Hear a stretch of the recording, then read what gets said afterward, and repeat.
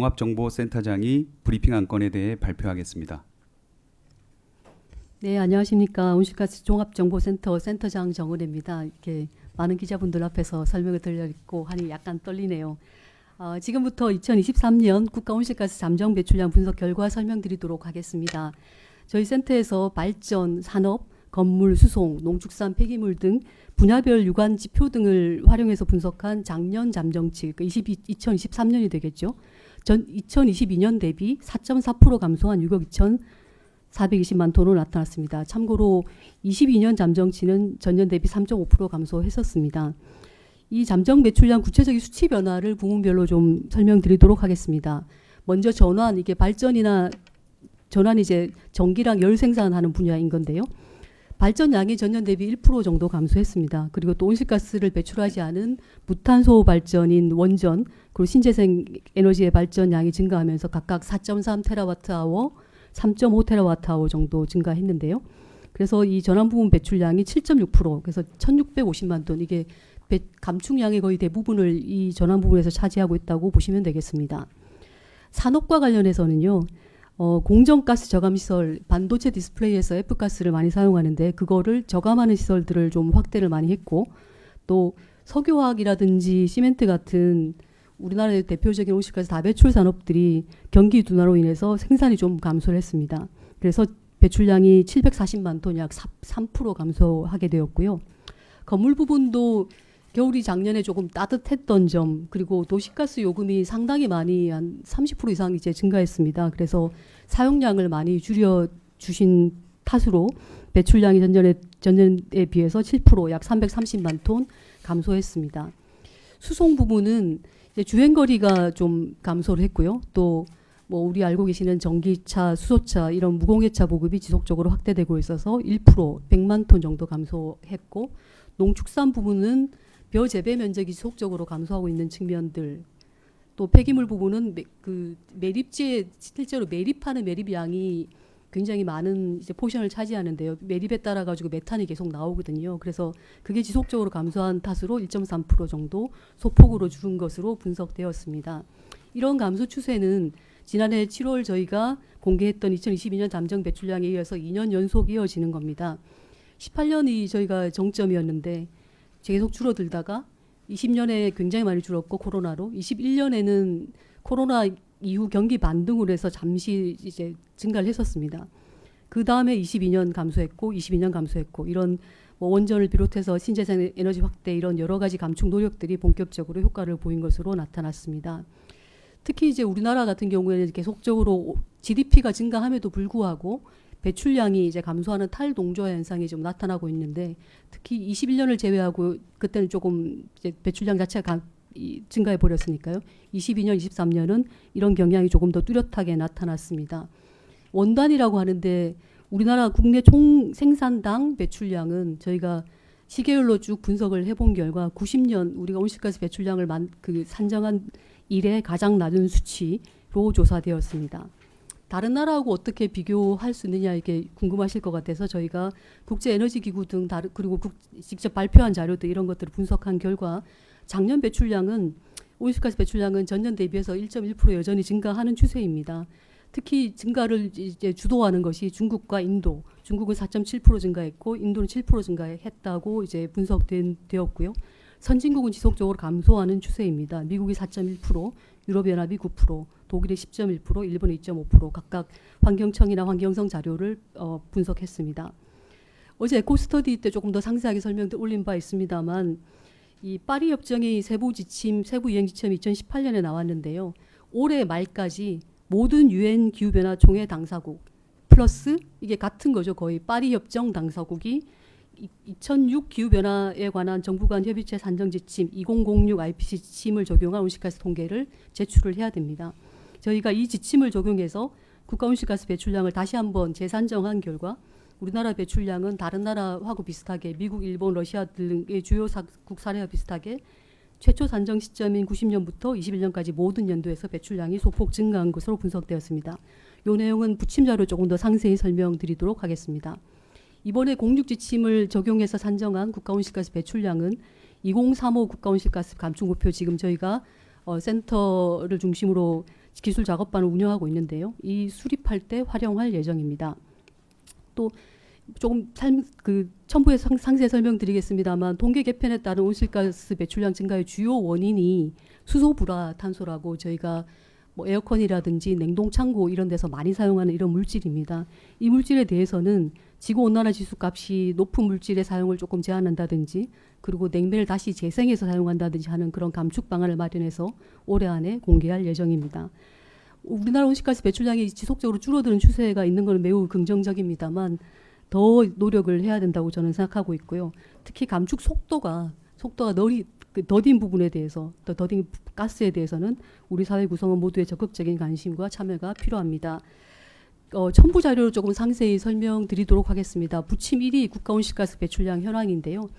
18년이 정점이었고 19년, 20년 감소하다가 21년에 반등했다가 22년, 23년 계속 줄어들고 있습니다. 이건 총 배출량이고요. 왜냐하면 이 잠정 배출량은 그 산림이라든지 이런 데서 흡수하는 양은 잠정으로 산정하기가 매우 어렵습니다. 그래서 이건 총 배출량으로 저희가 한다는 거를 말씀드리고요. 부문별 온실가스 배출량, GDP당 배출량 추이도 이 그래프로 보시면 이 오렌지색 그래프가 GDP인데 GDP가 쭉 증가했죠. 20년 코로나 때를 제외하고. 그럼에도 불구하고 온실가스는 계속 줄어드는 추세. 특히 원단이라고 볼 수 있는 GDP당 배출량은 18년이 400이었다고 하면 23년에 312 정도로 매우 급격히 감소하고 있는 추세를 보여드린다고 할 수 있겠습니다. 다음 쪽 2023년 잠정 배출량 부문별 증감 요인을 말씀드리면 본문에서 조금 말씀드렸습니다만 전환 부분에서 그 생산이 좀 감소한 부분 또 화력 발전에 해당되는 석탄이나 LNG 가스 사용하지 그게 줄어든 부분 이런 것들 복합적으로 작용해서 1,650만 톤 이게 2,800만 톤 중에 1,650만 톤이니까 절반 이상을 전환 부분에서 차지한다고 보실 수가 있겠습니다. 감소분이에요. 산업 부분은 아까 말씀드린 대로 석유화학은 글로벌 경기 둔화로 인한 생산 감소가 한 360만 톤 정도로 보고 있고요. 시멘트도 사실 건설업이 별로 좋지 않았습니다. 작년에. 그래서 생산량이 2.1% 감소해서 그게 또 한 80만 톤. 반도체 디스플레이는 반도체 공정가스 저감시설 운영 확대한 부분이 상당히 컸던 것으로 보여지고요. 또한 생산 감소 효과도 조금 있었습니다. 그래서 240만 ton. 반면 철강은 아시는 것처럼 2022년에 흰남노가 있었습니다. 그래서 그때 굉장히 급격한 감소가 있었는데 사실 이레귤러한 케이스였고 그 다시 침수 피해 복구에 따라서 철강 생산이 증가하면서 220만 톤 정도 증가했지만 예년에 비해서 21년에 비해서는 굉장히 더 오히려 줄어든 추세라고 말씀드릴 수가 있겠습니다. 건물 부분은 평균 기온이 따뜻해서 전반적으로 이제 사용을 적게 하신 부분 그리고 주택용 도시가스 요금 인상이 거의 42.6%라고 돼 있네요. 그래서 도시가스 사용량을 한 7.4% 정도 줄여주셨습니다. 그래서 330만 톤이 감소했고요. 수송 농축수산 폐기물은 본문에서 말씀드렸던 내용이 거의 대부분이어서 생략하도록 하겠습니다. 부침 2로 넘어가시면 이제 올해 연말까지 저희가 UNFCCC 사무국에 제출해야 되는 2006년 통계는 작년에 사실 기존 구지침 통계는 이미 나왔습니다만 이 자료를 가지고 또 국제사회에서 굉장히 또 열심히 보는 그런 자료이기도 합니다. 그래서 분석을 해드리면 파란색이 구지침에 따라서 배출량이라고 보시면 되겠습니다. 1990년에 2억 9,200만 톤이었다가 쭉 줄어든 게 2번 정도 있었죠. 이제 98년 우리 경제 위기 또 코로나 하다가 작년 재작년 6억 5,300만 톤, 6억 2,400만 톤 이렇게 줄어드는 추세가 지금부터 나타나고 있는 거고요. 새로운 지침으로 산정을 다시 하면 모든 연도에서 다 올라갑니다. 위로. 그래서 90년이 3억 1,000만 톤이 되는 거고 이렇게 쭉 2021년이 7억 2,100만 톤 이렇게 되는 겁니다. 근데 이제 추세를 비교를 해드리면 96년으로 비교해 봤을 때 18년이 정점이었는데 18년 대비 21년이 줄어드는 추세. 그래서 얼만큼 줄어드느냐? 6.7% 줄어들었는데 06 기준으로 해도 추세는 똑같습니다. 6.7% 줄어드는 것으로. 그러니까 줄어드는 추세 자체가 바뀌는 건 아니니까요. 근데 이 통계 개편에 따라서 증감 어떻게 뭐가 바뀌었냐 이렇게 많이 질문을 하실 텐데 사실 이게 저희가 이 통계를 산정하기 위해서 사용하는 엑셀 파일이 어마무시하게 큰데 굉장히 전면적으로 개편이 돼서 뭐 다 이렇게 일일이 다 설명드릴 수는 없겠습니다만, 그래서 그거를 좀 구분해 가지고 분석을 해보면 이제 제일 먼저 궁금하신 부분이 온실가스가 원래 6개였다가 7개로 바뀌었습니다. NF3가 추가가 됐는데요. 이게 주로 반도체 디스플레이에서 세정가스로 사용되는 물질인데 요게 한 180만 톤 정도 증가했습니다. 그리고 폐광에서 이게 광산이 폐광이 되더라도 거기서 메탄이 조금씩 새 나오거든요. 그런 게 그동안 산정되지 않고 있다가 이번에 산정하니까 한 210만 톤. 그 예를 들어서 또 요소수라고 하는 게 있는데 경유차에서 많이 이제 사용하잖아요. 요것도 이제 휘발되면서 N2O로 바뀌는데 요게 요소수가 한 7만 톤. 요런 자그마한 배출원이 또 추가돼 가지고 860만 톤이 증가했고, 두 번째 부분이 이제 활동 자료 개선이라고 하는 건데 HFC 부분이 사실 굉장히 많이 늘었습니다. 이 HFC는 그 기존에는 수출입 통계를 활용해서 사용을 해가지고 이종 물질에 대해서만 HFC를 산정할 수가 있었는데 이번에 이제 06 지침을 하기 위해서는 구체적으로 어떤 용도별로 얼만큼 사용하는지를 다 잡아내야 되거든요. 그래서 그 산업부에서 전수조사를 했습니다. 그래서 전수조사한 결과 그동안 저희 산정하지 못했던 이 27종의 HFC가 좀 추가됐습니다. 그래서 이 부분이 굉장히 큰 배출량의 증가를 이제 견인했습니다. 700만 톤에서 한 2,900만 톤, 그러니까 2,200만 톤이 여기서 증가를 한 것이고요. 그 다음에 에너지 통계를 개정한 부분, 또 가축 연령별 세분화 이런 활동자료 개선한 게 2,430만 톤이 되겠습니다.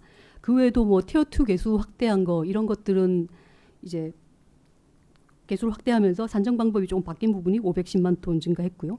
또 큰 부분이 지구온난화 지수의 변화입니다. 우리가 예전에 메탄 같은 경우는 메탄 1톤이 CO2 21톤 정도의 배출량으로 저희가 계산을 했었습니다. 이게 CO2보다 21배의 GWP, 지구온난화 효과를 가져온다라는 측면에서 이렇게 만든 건데요.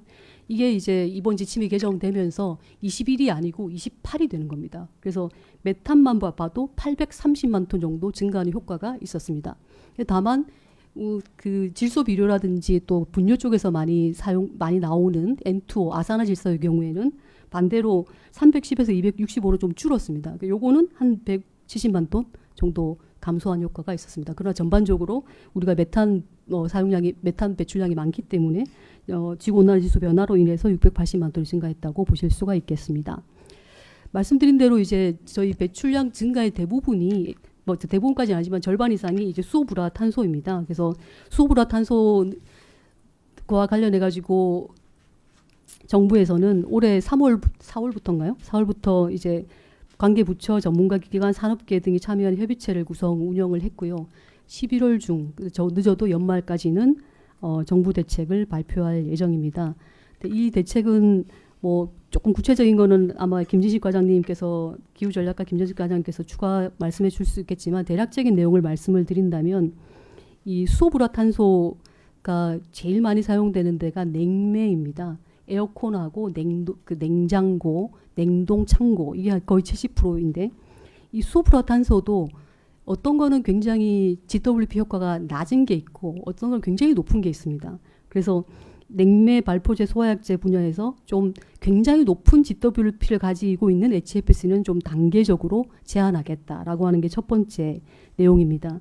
제품에 따라서 또 이게 뭐 냉매로 쓰이는 부분, 또 발포제로 쓰이는 부분, 소화약제로 쓰이는 부분 다양하기 때문에 제품군별로 고 GWP 물질 제한을 좀 차등화하는 대책을 마련 중에 있습니다. 예를 들면 냉장고 같은 경우에는 뭐 언제부터 GWP 150 이상인 물질은 좀 사용하지 않겠다라고 하는 그런 식의 규제라고 할 수 있겠습니다. 또 이제 저희 지금도 에어컨 틀고 있습니다만 이게 사용하면서 계속 새거든요. 이게 새면서 이제 온실가스로 이제 온실 효과를 나타내는 건데, 그래서 신규 냉매 사용 억제를 위해서 냉매를 사용하는 기기가에서 새는 걸 좀 최소화하기 위한 관리 강화하는 부분입니다. 냉매 점검도 하고 뭐 누출기기도 관리하고 이런 부분들이 되겠고요. 또 하나는 아까 말씀드린 것처럼 한 번 사용했던 거를 다 이제 공기 중으로 뿜어내버리면 그게 우리나라의 온실가스로 잡히는데 그러지 않고 다시 쓰는 겁니다. 다시 회수해가지고 재활용해가지고 재생하게 되면 새로 이만큼 냉매를 사용하지 않아도 되기 때문에 굉장히 배출량을 줄일 수가 있습니다. 그리고 이런 모든 여러 가지 것들을 또 소비자들께서 아시고 아 그러면 나는 좀 저 GWP가 들어간 냉장고 에어컨을 사겠어라고 하는 것으로 할 수 있도록 냉매 정보 표시라든지 GWP 인센티브도 마련하는 것을 준비하고 있고요. 또 이게 굉장히 많은 이해관계자와 관련되는 부분입니다. 이 에어컨 냉장고를 소비하시는 소비자뿐만 아니고 생산하는 업체, 냉동기기를 생산하는 업체, 그걸 또 운영하고 있는 업체 이런 것들이 굉장히 많기 때문에 이런 것들을 이런 대체 물질이나 핵심 부품 개발을 위한 R&D 추진이라든지 이런 기기로 교체하는 그런 업체들에 대해서 좀 재정 지원하는 부분까지 포함해서 지금 준비하는 것으로 알고 있습니다. 상세한 것은 기후전략과에서 조금 더 말씀드리도록 하겠습니다.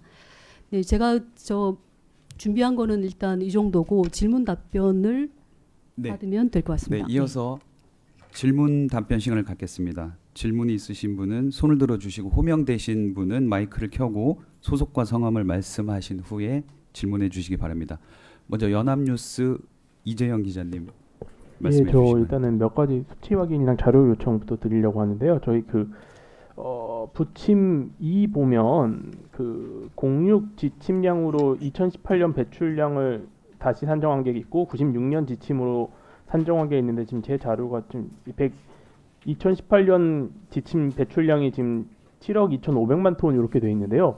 이게 저희가 알고 있는 수치랑 좀 달라서 저희 2018년 NDC에는 뭐 제 기억으로는 7억 2,700만 톤인가 뭐 이렇게 돼 있던 걸로 알고 있는데 이게 좀 왜 다른지가 좀 궁금하고요. 그리고 저희 그 예전에는 그 업종별로도 약간 탄소 배출량 자체를 좀 공개하셨던 것 같은데 혹시 그 자료가 있으면 예컨대 뭐 석유화학 배출량이 얼마다 이렇게 공개하셨던 것 같은데 아마 좀 복잡해서 빼신 것 같은데 뭐 그 자료도 있으시면 좀 부탁드리고 그리고 이번에 새로 산정한 배출량과 과거 배출량 이게 그래프로만 주시고 이게 몇 개 연도만 이게 수치를 주셨는데요. 이것이 좀 전체 연도별 수치를 주실 수 있는지가 좀 궁금합니다. 그리고 마지막 질문 하나 드리고 싶은 게 지금 뭐 GDP 성장에 견줘서 뭐 원단위가 좀 감소해서 이게 뭐 노력이 뚜렷하게 나타났다 이렇게 말씀하셨는데 저희 그 작년 GDP 성장과 관련해서 경제 뭐 쪽에서 분석은 전반적으로 부진했는데 뭐 소비가 약간 더 늘어난 것 정도로 보거든요. 서비스업 그리고 뭐 산업 중에는 서비스업이 좀 그래도 그 코로나19 이후에 좀 그래도 회복한 것 이런 거를 원인으로 꼽는데요. 그리고 나머지 뭐 건설업이나 뭐 제조업 쪽은 굉장히 부진했다. 특히 수출 많이 부진했다. 이렇게 설명을 하는데 그런데도 작년 경제 성장에 비해 온실가스가 줄었으니 이 탈동조화가 뚜렷해졌다라고 분석할 수 있는 건지 이게 그 서비스업이나 소비 쪽은 뭐 어쨌든 산업 쪽보다는 배출량이 적으니까요. 그러니까 작년 경제 성장이 그냥 불황형 경제 성장이라고 대부분 지칭하는데 그거를 근거로 온실가스 배출 감축에 노력이 두드러졌다 이렇게 보는 게 지금 정확한 해석인지 거기에 대한 의견 부탁드립니다. 제가 여러 개를 질문하셔가지고 한꺼번에 제가 다 기억을 하는지 모르겠지만 일단 답변을 드리면 그 9606 지침으로 바뀌는 것 외에도 같은 지침을 활용하더라도 계속 저희는 이 활동 자료라든지 이런 것들이 개편되면 전년 90년부터 전부 다 항상 재산정하거든요. 그래서 재산정하다 보니까 96으로 했었어도 이 배출량이 2018년이 7억 2,700만 톤에서 7억 2,500만 톤으로 200만 톤 정도 감소했다. 이렇게 보시면 될 것 같고요. 그럼 죄송한데 그러면 저희 그 NDC 기준이랑 달라지잖아요. 아니요. NDC 기준도 96 기준으로 산정했을 때 7억 2,700만 톤이었을 때 앞으로 40% 감축한다라고 하는 것이기 때문에 예, 근데 지금 여기 자료에 보면 7억 2,500만 톤으로 돼 있잖아요. 네. 그러니까 헷갈려서 그래요. 그러니까 저희가 NDC 세울 때 온실가스 종합상표도 2018년에도 똑같이 7억 2,760만 톤 배출했다. 2018년에. 그리고 우리가 이거를 기준 삼아서 여기서부터 40%를 줄이겠다 이렇게 했는데 지금 자료에는 예전 지침으로 산정해도 2018년 배출량이 7억 2,500만 톤이라는 거 아니에요? 200만 톤이 감소했죠. 네. 예, 그러면 우리가 지금 NDC는 뭐 어디 기준으로 담아야 되는 거예요? 공육 기준으로 저희들이 공육 기준으로 산정한 건 7억 7,300만 톤이고요. 예, 맞습니다. 예, 근데 지금 그러니까 이거 되게 중요한 수치인데 그냥 참고 자료에다가 이렇게만 쓱 써놓으면 어떡하죠? 굉장히 중요한 수치니까 저희들이 표현을 한 것이고요. 그럼 저희 뭐 기존 수치는 그냥 유지가 되는 제가 좀 헷갈려서 그래요. 저희 NDC는 지금 7억 2,760만 톤을 기준으로 2018년 배출량 그걸로 수립했는데 지금 온실가스 정보센터가 말하는 건 우리 다시 산정해 보니 2018년 배출량이 7억 2,500만 톤이 맞았다라는 거잖아요. 예, 그렇습니다. 그럼 이거 어떻게 하나요? 이게 같은 지침으로 계속 산정하더라도 저희들이 새로운 그러니까 똑같이 이제 컨시스턴시라고 하는 원칙이 있기 때문에 90년부터 제일 최근 배출량까지 항상 재산정하게 되어 있습니다. 그래서 재산정한 결과를 가지고 다시 제출을 하고 그 제출한 결과에 따라 가지고 저희들이 온실가스 배출량이 몇 프로 줄었다라고 하는 거를 저희가 산정해서 제출을 하면 되는 걸로 되어 있습니다. 그러면 저희 NDC는 수정이 없나요? 네, NDC는 저희들이 그 말씀드린 대로 저희 2021년에 배출량 산정했던 그 기준으로 저희들이 그리고 작년에 2023년에 부문별로 또 만들었잖아요.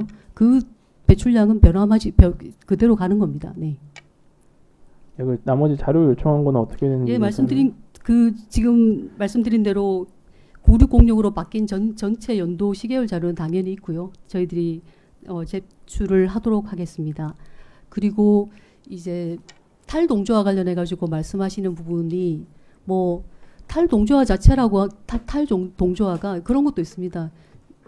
당연히 제조업은 배출량이 많고 서비스업은 배출량이 적기 때문에 서비스업으로 점점점 가는 것도 탈동조화인 겁니다. 그래서 저희가 이거는 따로 분석을 했을 때 GDP 대비 배출량으로 하는 게 너무 단순하게 딱딱 나오는 것이기 때문에 GDP가 늘어났어도 배출량은 줄었다. 탈동조화 현상이 심화되고 있다. 이 말씀에 저희가 특별히 더해가지고 이게 아니라라고 말씀드릴 수는 없는 거라고 생각하고 있습니다. 아니, 근데 제가 여쭤본 게 그 작년에 뚜렷하게 나타났다고 했는데 작년 저희 GDP 증가의 대부분이 경제학자들이 분석에 따르면 그러니까 보복적 소비나 이런 것 때문에 늘었다. 그러니까 제조업이나 이런 쪽, 그러니까 흔히 말하는 온실가스를 배출하는 쪽은 굉장히 침체됐는데 건설업도 그렇고요. 근데 이게 소비나 서비스업 쪽에서 좀 늘어났다. 이렇게 분석을 했는데 그 온실가스가 배출하지 않는 쪽에서 경제가 성장했는데 온실가스가 그럼에도 불구하고 온실가스가 감축했으니 이거는 온실가스 감축 효과가 난 거다. 이렇게 말하는 게 맞나요? 근데 제가 상세히 설명드렸습니다만 사실 제일 많은 배출량 감소를 견인한 거는 발전 부분이잖아요. 발전 부분에서 1650만 톤이 줄었는데 사실 생산 감소 효과도 조금 있었습니다. 이게 1% 정도 줄었으니까요. 저희가 요인 분해 분석 같은 걸 해보면 2650만 톤 중에서 어떻게 얼만큼 줄었는지를 대략적으로 저희가 분석할 수 있거든요. 아주 상세한 내용은 저희가 이 자료를 바탕으로 이행 점검을 하기 때문에 탄노기하고 부처하고 조금 더 이제 해야 되는 것입니다만 제가 말씀을 드리면 전환 부분 1650만 톤 중에서 한 200만 톤은 생산 감소로 준 게 맞지만 나머지 부분은 전부 석탄 LNG를 원전과 이 신재생으로 바꾼 것 때문에 준 게 맞거든요. 그럼 대부분의 배출량의 감소는 거기서 온 겁니다. 그리고 그 산업 부분에 있어서는 물론 석화 부분하고 시멘트 부분 경기 나빠가지고 줄어든 부분이 당연히 있고 그 부분이 각각 300만 톤, 200만 톤이라고 말씀드렸습니다. 그렇지만 그 전자산업 같은 경우는 반도체 생산 지수는 한 2% 정도 감소했는데 F가스를 중심으로 한 배출량은 한 250만 톤이 줄었거든요. 이런 거는 경기라기보다 경기도 물론 있겠지만 경기 플러스 노력. 그래서 전반적인 탈동조화 추세 가속 이렇게 설명드릴 수가 있을 것 같습니다. 네, 다음은 아시아경제 송승섭 기자님 질문해 주시기 바랍니다. 네, 아시아경제 송승섭 기자입니다. 저도 그 정부 인식에 대한 것을 여쭤보고 싶거든요.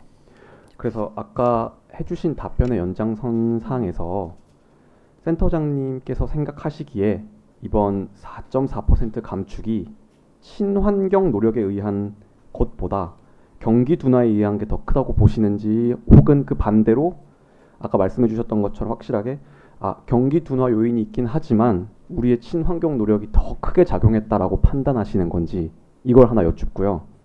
그 다음에 지금의 이 발표해 주신 이 배출량이 2030년 목표치로 향해 가는 그 NDC 경로 안에 있다고 보시는 건지, 이 두 개 여쭙겠습니다.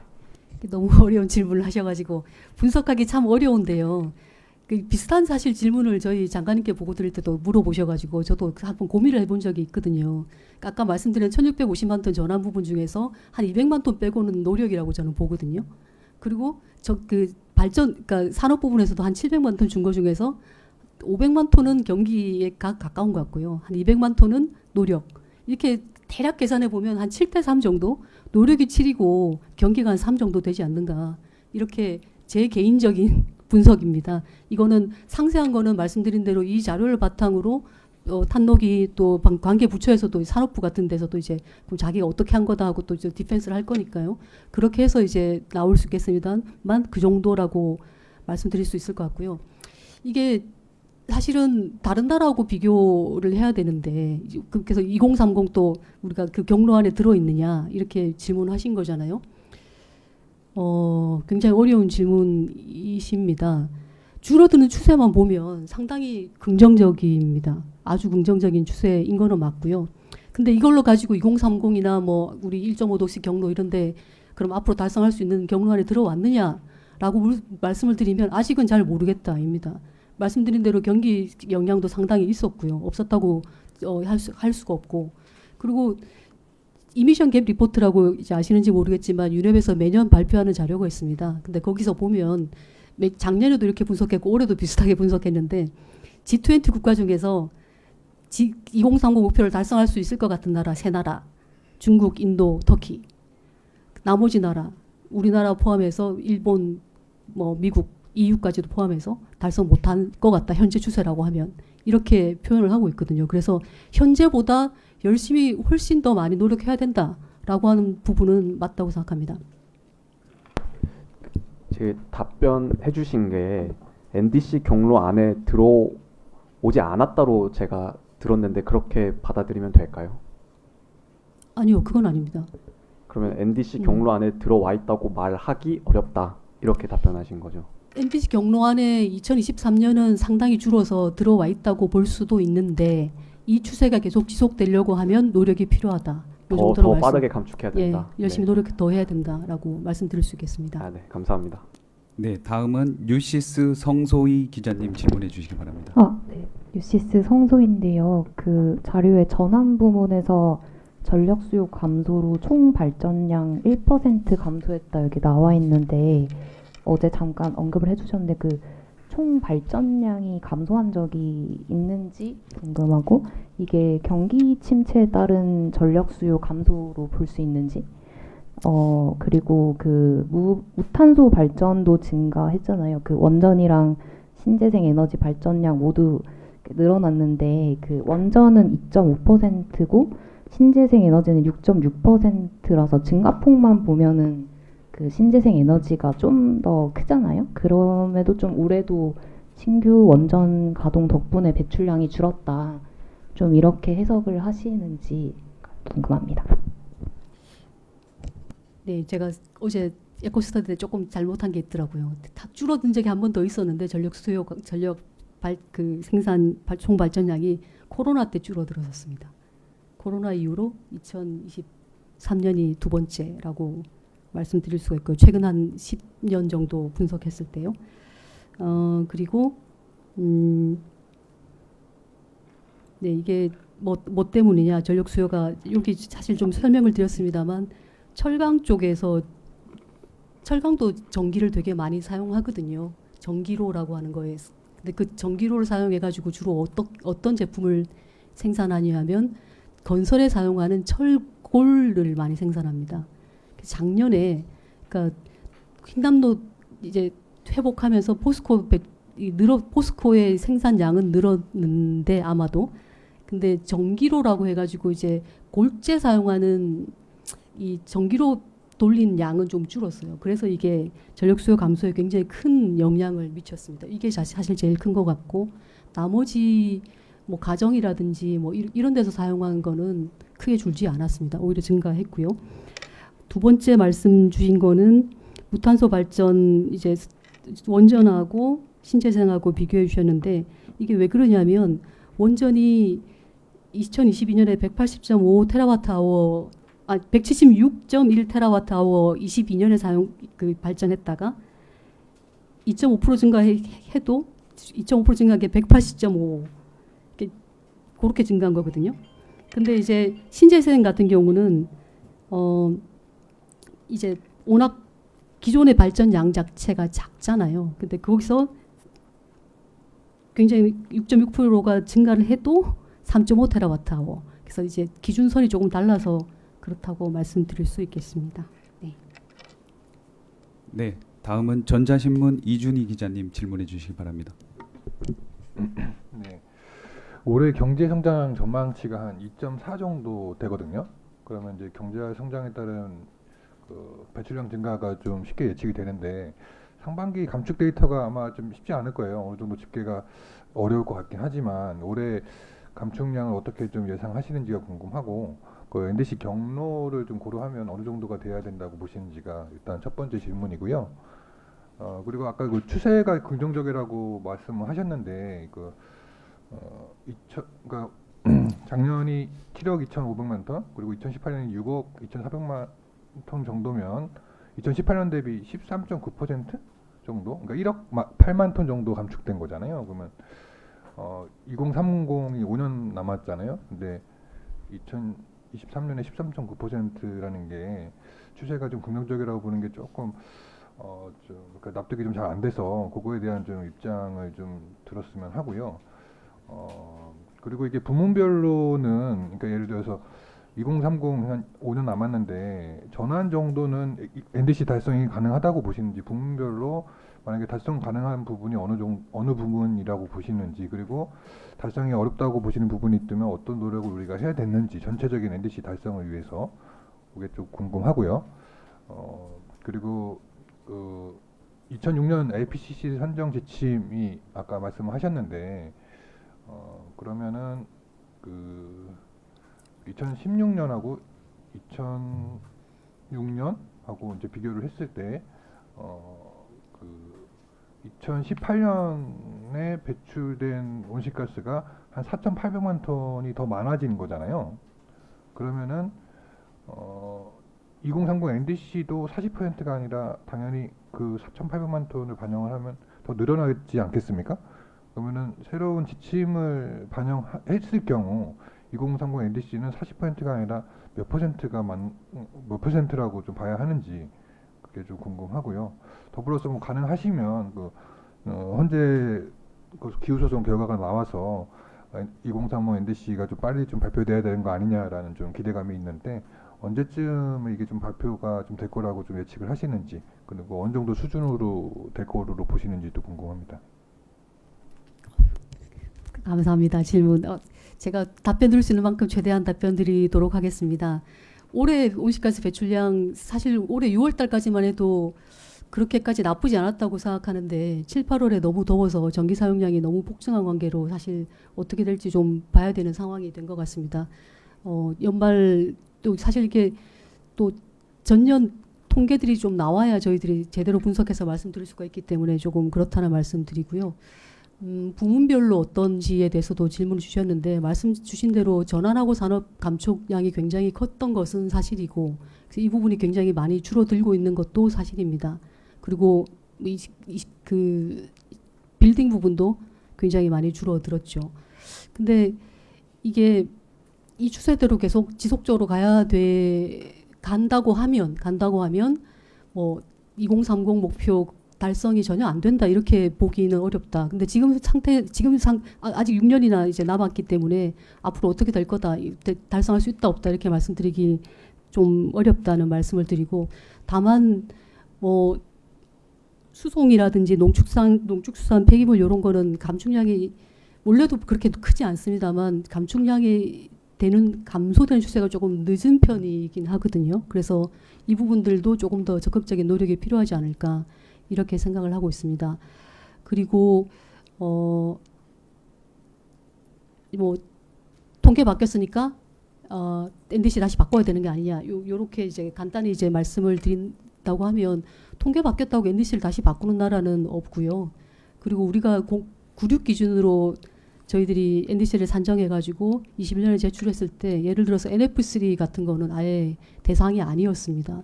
HFC도 29개가 아니고 22개만 산정했던 것이기 때문에 그런 물질에 대해서는 사실 대책을 포함해가지고 저희가 NDC를 만들었다고 보기가 어렵거든요. 그래서 이런 모든 것들은 NDC 3.0이라고 해서 2035 NDC를 마련할 때는 이런 것들을 다 포함해서 산정해야 되고 목표를 만들어야 된다고 국제사회에서도 우리에게 요구하고 있고 우리도 정부 차원에서 아직 NDC를 수립하는 과정이기 때문에 제가 이렇다 저렇다 딱 말씀드릴 수는 없겠지만 그런 것들을 전제로 지금 온실가스 종합정보센터를 중심으로 해서 국책 연구기관과 또 이 프라이빗 섹터 굉장히 많은 분들이 함께 지금 그런 작업을 하고 있다.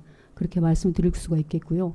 2035 NDC는 내년까지 제출을 해야 되기 때문에 지금 뭐 탄노기를 중심으로 해가지고 열심히 지금 작업을 하고 있습니다. 가급적이면 빨리 제출을 하기 위해 노력을 하겠습니다만 다른 나라 제출 상황이라든지 또 우리 이게 뭐 이번에 헌소 결과 이후에 아마 더 많은 국민들께서 굉장히 많은 관심을 이 NDC에 주고 계시는 것 같습니다. 그 말씀은 뭐 기술적으로 얼마만큼 감축할 수 있다 이런 거에 더해 가지고 국민들께서 생각하시는 부분들 다양한 이해 당사자분들과의 토론 그리고 또 그것으로 인한 어떤 국민들의 삶에 미치는 영향까지 다 분석을 좀 하는 작업이 필요하기 때문에 최대한 빨리 할 수 있도록 노력하겠지만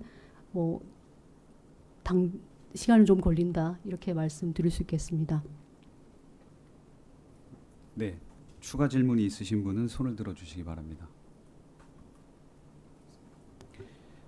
네, 더 이상 질문이 없으시면 마지막 질문인데요. 그냥 네. 좀 스터디 차원에서 좀 궁금한데 그 IPCC에서 그 1.5도가 올라가는 그 마지노선 시기가 많이 앞당겨졌다는 얘기가 있었잖아요. 그러면 이 지침에 따라서 온실가스 배출량이 우리나라뿐만 아니라 전 세계적으로 늘었으면은 그 마지노선 시기도 더 앞당겨졌다고 봐야 될까요?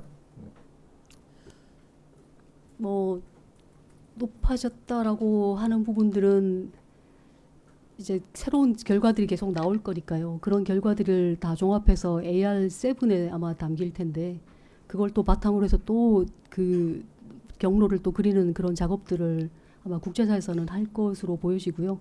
말씀하신 것처럼 온실가스 배출량 전반적으로 뭐 이제 중국 같은 경우도 올해 이렇게 96에서 06으로 바꿔가지고 새로 내야 되는데 자국이 내는 배출량이 아마 많이 중국도 늘 거예요. 근데 그런 거 다 고려해가지고 뭐 다음번 2035 NDC 작업할 때 강한 뭔가 푸시가 지금도 있고 앞으로도 있을 거라고 생각하고 있습니다. 네, 더 이상 질문이 없으시면 금일 브리핑을 마치겠습니다. 감사합니다. 감사합니다.